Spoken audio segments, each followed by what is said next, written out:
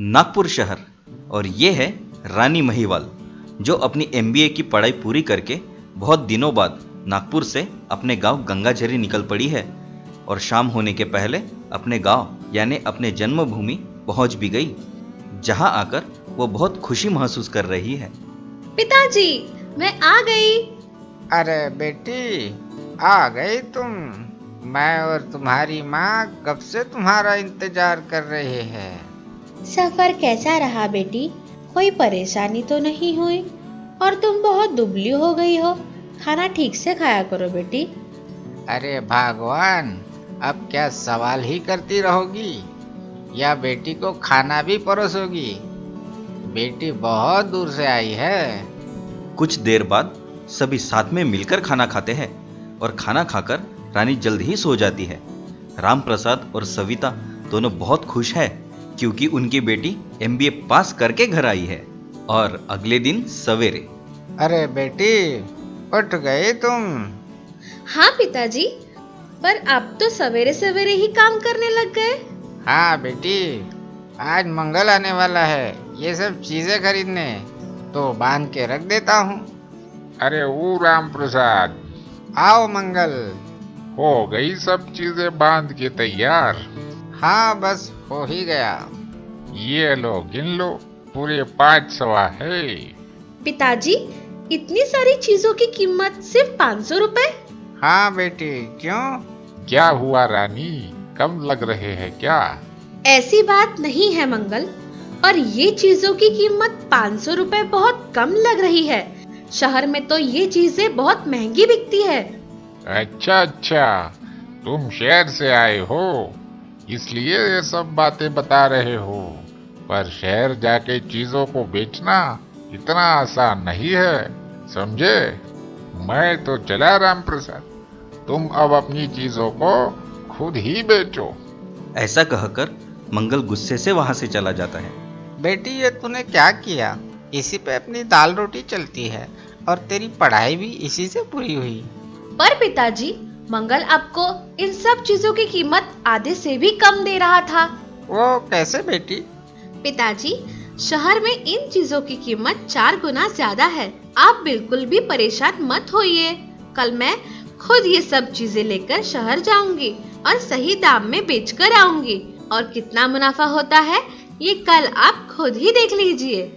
अगले दिन रानी सभी चीजें लेकर नागपुर के लिए रवाना हो जाती है और नागपुर के इतवारी मार्केट में पहुंचकर वहां के व्यापारियों से सभी चीजों का सौदा करती है। और तब मंगल भी वहां पहुंच जाता है। रानी की सारी बातें सुनने के बाद व्यापारियों को समझ में आ जाता है कि मंगल हम सबसे कुछ ज्यादा ही कीमत वसूल रहा है और जिन लोगों से चीजें खरीद रहा है उन्हें भी बहुत कम कीमत अदा कर रहा है और जरूरत से ज्यादा मुनाफा खुद ही हड़प जाता है। रानी अपने सभी चीजों की कीमत ठीक से नाप तोल कर लगाती है। रानी की ईमानदारी देखकर सभी व्यापारी रानी से ही चीजें खरीदने का आश्वासन देते हैं। माँ, पिताजी, मैं आ गई। आओ बेटा, तुम्हारी ही चिंता हो रही थी। हाँ बेटी, कब से इंतजार कर रहे हैं। हाँ माँ, मार्केट में जरा समय लग गया।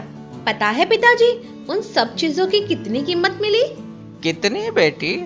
पूरे 2300 रुपए। सच में बेटी? हाँ माँ, यानी पूरे 1800 रुपए ज्यादा। ये तो बहुत खुशी की बात है। यानी मैं इतने दिनों से जो काम कर रहा था उसमें मैं और ज्यादा दाम पाकर बहुत ज्यादा कमा सकता था। हाँ पिताजी, अब तक जो हुआ सो हुआ, पर अब आगे ये नहीं होने देंगे। और हाँ पिताजी, एक और बात, मैंने वहाँ के व्यापारियों को मंगल की सारी सच्चाई बता दी है और उन्होंने भी हमसे सारी चीजें खरीदने का आश्वासन दिया है। आगे से आप बाकी गांव वालों को भी अपने साथ शहर ले जाइए ताकि उन्हें भी उनकी चीजों की सही कीमत मिल सके। हाँ बेटी, तुम बिल्कुल सही कह रही हो। बेटी, ये सब तेरी हिम्मत के कारण हुआ है। नहीं पिताजी, ये सब आपकी हिम्मत से ही हुआ है। वो कैसे बेटी? आपने जो मुझे इतनी मेहनत करके पढ़ाया लिखाया और मुझ पर भरोसा करके सारी चीजें बेचने शहर भेजा। ऐसा कहकर रानी ने अपने माता पिता के पैर छूकर आशीर्वाद लिया। बेटी, क्या तुम मुझे शहर ले जाओगे? मैं भी ये सब खुद करना चाहता हूँ। क्यों नहीं पिताजी, अगली बार हम दोनों मिलकर शहर जाएंगे और मैं सारी बातें आपको समझा दूंगी कि किस तरह शहर के मार्केट में अपनी चीजों को सही कीमत में बेचा जाता है। और इस तरह रानी ने अपने परिवार को और भी ऊंचा बनाया। राम प्रसाद अब खुद ही सारी चीजें लेकर शहर जाता और उसे अच्छे दाम में बेचकर वापस आया करता, और साथ ही रानी भी एक अच्छी कंपनी में जॉब करने लग जाती है। तो देखा दोस्तों, किस तरह रानी ने अपने पिता की मेहनत की सही कीमत लगाई और ये भी साबित कर दिया, शिक्षा आपको समाज में सिर्फ मान सम्मान ही नहीं देती बल्कि आपको सही गलत का ज्ञान भी देती है। तो दोस्तों, आपको इस कहानी से क्या सीख मिली ये हमें कमेंट बॉक्स में कमेंट करके ज़रूर बताएं। और हाँ, हमारे चैनल को लाइक, शेयर और सब्सक्राइब करना ना भूलें और हमारे न्यू वीडियोस के अपडेट पाने के लिए बेल आइकन को प्रेस करना ना भूलें। तो चलिए दोस्तों, अगली बार फिर मिलते हैं एक और नई कहानी के साथ। तब तक के लिए गुड बाय।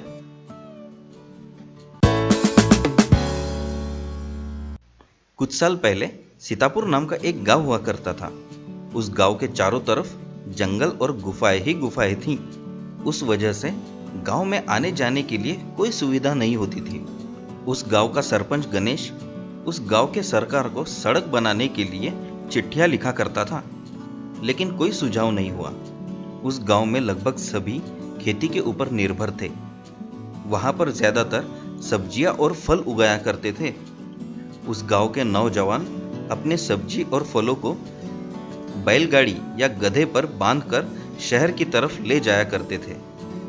उतने में आधे फल और सब्जियां नष्ट हो जाते थे। उससे गांव वालों को बहुत ज्यादा नुकसान होता था। उस गांव में रोहन नाम का एक युवक रहता था। वो बिना कुछ काम किए गांव में खाली घुमा करता था। ये देखकर सरपंच गणेश को बड़ा गुस्सा आता था। एक दिन गणेश रोहन के पिता रमेश से कहते हैं, क्यों भाई रमेश, गांव के सभी लड़के गांव से फलों को शहर ले जाते हैं और तुम्हारा बेटा है कि नालायक जैसे गांव में घूम रहा है। तुम तो उसकी अकल ठिकाने पे ला सकते हो ना। क्या है सरपंच बाबू, गांव में सब लोग एक ही काम करे ऐसा कोई रूल है क्या? मैं मेरी मर्जी के मुताबिक काम करूंगा। बनूंगा तो एक दिन इस गांव का सरपंच ही बनूंगा, लेकिन ऐसा कोई चिल्लर विल्लर काम नहीं करूंगा। क्या हुआ रे, तू सरपंच बनेगा? क्या तुमने कभी अपनी शक्ल आईने में देखी है? सरपंच बाबू, मेरे बेटे के बारे में कुछ उल्टा सीधा मत बोलना। वो किसी ना किसी दिन बहुत बड़ा और बहुत आगे बढ़ेगा, देख लेना। ये सुनकर सरपंच वहां से निकल गया। एक दिन रोहन जंगल में जा रहा था। उसे एक पेड़ के नीचे एक साधु बैठा हुआ दिखा। रोहन उसके पास जाके, स्वामी जी, आप जैसे मुनिवर जो मांगे वो वरदान देते हैं, ऐसा मैंने सुना था। मुझे भी कुछ वरदान में दे दीजिए स्वामी जी। तब वो साधु कुछ देर उसको देखते हुए सोचने लगे। कुछ देर बाद, ठीक है, तुम्हें क्या वरदान चाहिए पुत्र? मेरे पिता गांव वालों को मैं बहुत आगे जाऊंगा और कुछ ना कुछ बनकर दिखाऊंगा, ऐसा सबको कहते हैं। इसलिए मुझे बहुत ऊंचाइयों पर पहुंचा दीजिए स्वामी। उसमें कौन सी बड़ी बात है पुत्र? अभी देख मैं तुझे कितनी ऊंचाइयों पे पहुंचाता हूँ। ये कहकर अपने कमंडल से पानी निकालकर रोहन के ऊपर छिड़क दिया। बस बात खत्म। रोहन बहुत लंबा बन गया। जंगल और पहाड़ भी उससे छोटे पड़ गए। रोहन घबरा कर, क्या है स्वामी जी, आपने ऐसा क्यों किया? कहकर नीचे देखा तो वहां साधु नहीं थे।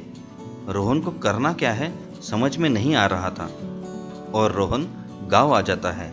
उसे देखकर गांव वाले लोग डर के मारे भागने लगे। उसके पैरों के नीचे नहीं आने के लिए बचते हुए भागने लगे। ये देखकर रमेश और गणेश घबरा गए।